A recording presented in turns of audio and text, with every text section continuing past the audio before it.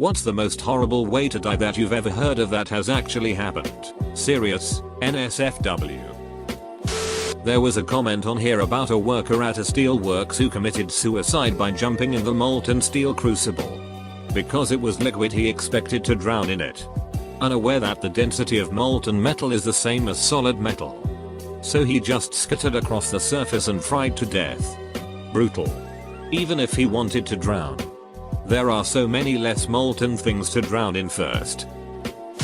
That guy that walked 700 meters off the boardwalk in Yellowstone with his sister and slipped into a boiling acidic geyser comes to mind. That guy who jumped in a boiling geyser to save his dog also comes to mind.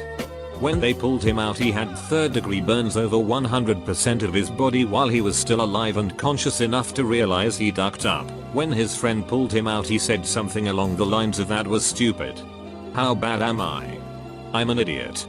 Like, even though his nerve endings were probably shot pretty instantly once he was in there, the idea that he was able to realize that he was going to die is ducked up. That guy that got stuck upside down in the cave for like 2 days. I came here to post this poor bastard. The worst part was they almost had him out, but then ducking dropped him and he got stuck even more firmly. If I remember correctly, they pretty much did have him out and he wiggled in celebration, which caused the harness to fail and sent him deeper down and permanently getting him stuck. BTW, he's still down there. They plugged it up with concrete though. Edit, I gave false info. The pulleys just broke, sending him back in. Not a celebration. I apologize. Dude tries to blow his head off with a shotgun. The first shot just blows most of his jaw off. But he lives. He gets up, walks to the bathroom mirror, looks at himself, reloads and finishes the job. That moment of looking in the mirror must have been pure hell. Particularly horrible considering a majority of suicide attempts the person decides they want to live when it's too late. It's sad to think after the first shot did he change his mind, but then saw his face and thought, duck it, as he's just made his situation worse. Vlad the Impaler didn't stab a massive hole in you to prop you up on the stake. No. They shoved it up your asshole. Your intestines would be rearranged and eventually you would die of either sepsis or dehydration. I was going to say this one. They'd make it so you were impaled just on the tips of your toes. And as you weakened and got more tired, you would essentially impale yourself as your legs began to give out. Sometimes he'd impale people up through the intestine, out through the front and into the lower jaw. High on stakes out in the forest. He liked to eat dinner out there listening to their moans. Girl's hair got caught in a lathe and pulled her in. She was alone in the machine shop at night and the lathe kept spinning her what was left of her around until people came in the following morning. My aunt died in a car fire. She was driving drunk and went off the road and crashed her car.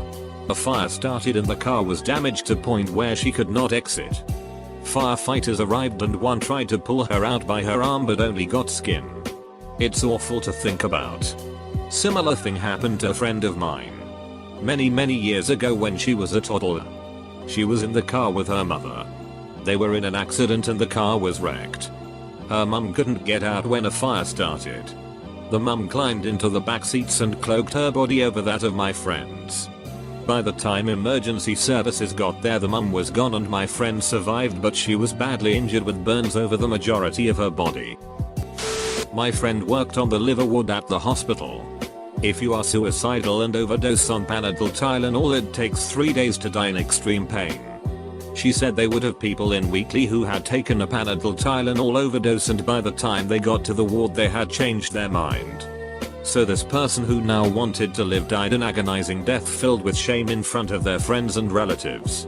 TLDR, don't overdose on Panadol Tylenol. Edit, SAR, do not mention drugas that others have successfully OD'd on. There are some very successful OD drugas that are not well known and it is better to keep it that way. They can't pump your stomach for that. Time is an important factor. The longer it is in the system, the more damage done. So if you ever think someone has taken too many, do not waste a single second getting them to a hospital. Severe radiation poisoning is pretty horrifying. It can take up to 2 weeks to heal you. during which time your body will fall apart at the molecular level while you're still alive. In some cases they can't even give you effective painkillers because your veins become so fragile they can't handle an injection. Oh. And just to duck with you. You'll start to feel better after a couple days.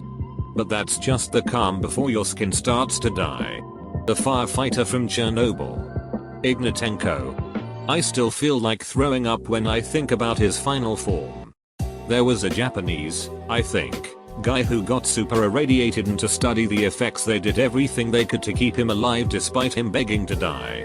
I think it was after he died for the 4th time that they were unable to bring him back. Absolutely awful. There was a video on WPD of a guy who jumped off a building to heal himself. He landed on a bollard which broke his fall enough to keep him conscious while dying of impalement. This one is rough. Very little gore, but he's basically sitting on the ground and you can see the pole bulging out his neck skin. Horrible way to die. Poor guy wanted an easy way out. Wait. Can you describe how he was impaled so I understand? Without being too graphic? I'm just not able to picture where he was impaled and how. Or there's always being skinned alive. Akaflang. Generally the victim starts with being left naked out in the hot sun for a day or two in order to get severe sunburn. If it's winter or just bad weather, a quick dunk in boiling water does the same thing. They are then strung up by the hands and a very sharp knife is used to make long straight incisions. The burn helps separate the skin from the underlying connective tissue. The skin is then peeled off from the muscle in large sheets using a hot knife. Between the burn and the hot knife, a skilled flayer could remove the skin with minimal blood loss, meaning the victim did not bleed out. Most common actual cause of death would then be hypothermia, as the skin is a vitally important part of your body's ability to regulate its temperature. Or if they were super unlucky, they'd die of sepsis, blood poisoning due to infection, as much as days later. And of course the victim would be kept conscious during the entire procedure. Why isn't this higher? Flaying is absolutely the worst way to die. And it really has been done to people. Knew a guy in the Navy who said he saw someone get cut in half by a snap cable. He was still alive for about a minute after it happened apparently. That happened to a guy I went to high school with who went into the Navy. Edit. I don't know why some people are making a joke out of this or doubting that it happened. I am not bulleting around about this. And it isn't funny in the least. We lived in a small town and it happened a few years after we graduated. He was a young man. Only in his 20s. I read a story about a man trying to rob a place by crawling through a sewer pipe. He became lodged in it with his hands around his waist trying to squirm through a narrow part. The rats found him. Actually, just his face. They used his face as a buffet for days. There were a few dead rats around that he'd bitten to death because he couldn't use his hands. Other rats arrived to partake of the feast. He did not make it. TLDR, a guy got lodged in a sewer pipe with his hands down around his waist and had his face, and likely everything else, eaten by sewer rats. They also likely ate everything else, but I don't remember that far. Edit. Had to change the TLDR because people are nitpicking assholes that think every Reddit post should be treated like a PhD thesis. To you I say, PTHTH PTHTPPPPTH. You may quote me. Also, now I may have to go find that 1000 ways to die that all the kids are into. It apparently has a similar scenario. Like I need that brought further to graphic. Gory life. Thanks to all of you for that S. My nightmares will be upon all of your heads. Rue Chalier. The Idaho National Lab incident. 7 shields plug from the top of the reactor vessel impaled the third man through his groin and exited his shoulder, pinning him to the ceiling. Wiki. In Afghanistan there was a 12-year-old girl, 14 years old max, that poured gasoline over herself and set herself on fire because her parents were forcing her to marry a 60-ish-year-old man. Worst part about it is not being able to do anything to help her. Also the monk in Vietnam protesting his government in the 1960s. That guy that was injected with adrenaline and was skinned alive in a prison riot. since someone already said scaphism. My second worst one is strychnine poisoning. It can be inhaled, consumed, or absorbed through wet tissue, like the nose, mouth, or eyes. It causes your voluntary nervous system to go into overdrive, which makes every muscle in your body contract and spasm uncontrollably. These spasms can be strong enough to rip the muscles off your bones. If untreated, death usually comes within 2-3 hours, either from asphyxiation, your chest muscles spasm so hard your ribs cannot expand, or from sheer exhaustion. There is no antidote to strychnine. Although if caught immediately you can be put in sensory deprivation on massive doses of muscle relaxers. If you survive the first 24 hours, you usually live. This story is extremely disturbing and sad. Back when I was in 7th grade, I had this friend, Laser, who was a year older than me. He had 3 siblings, 2 of which were much younger.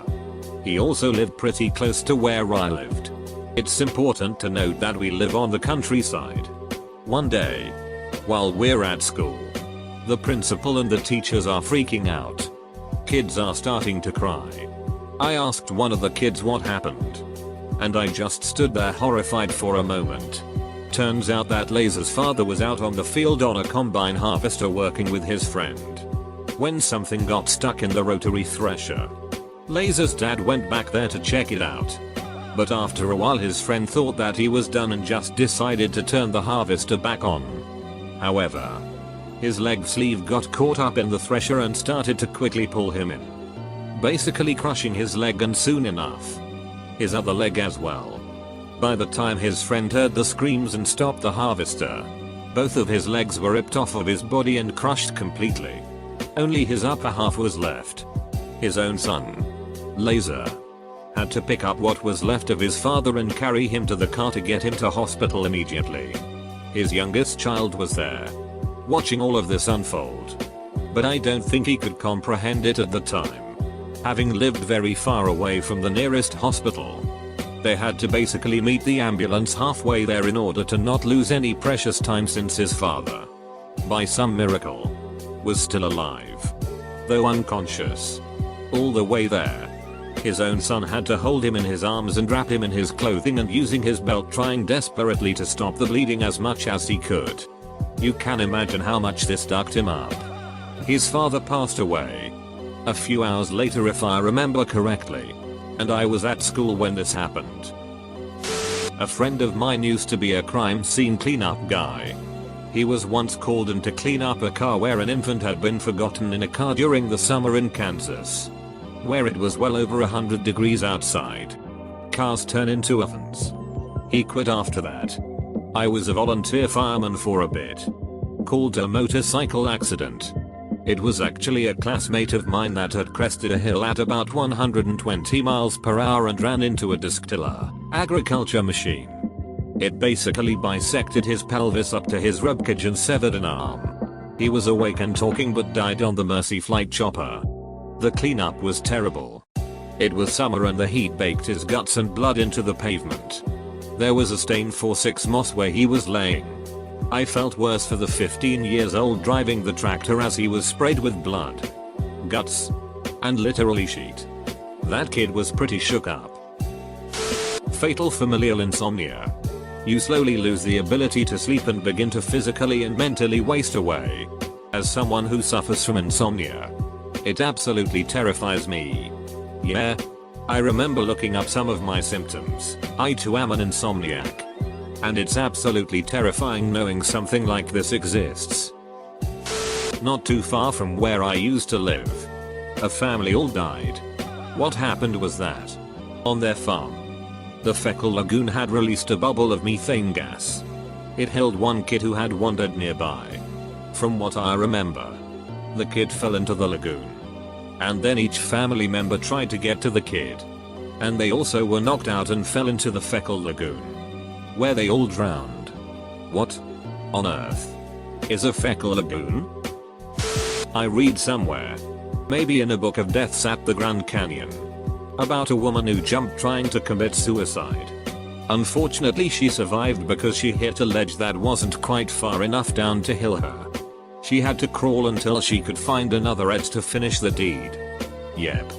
My uncle is a park ranger at the canyon and likes to tell people about suicide at the canyon like this. The canyon isn't just a pit with straight walls, except in a few places.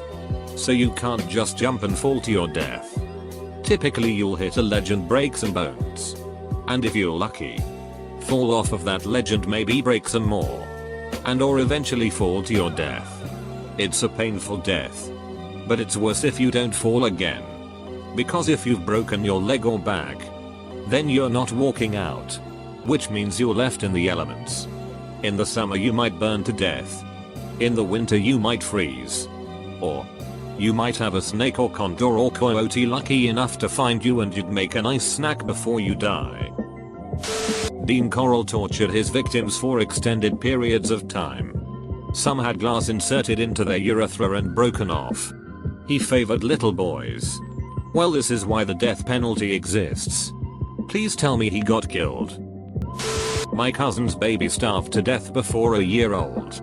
She never got comforted, never got any good baby food, she just got born into the world to heroin addicted parents in a county with poor services and then she died.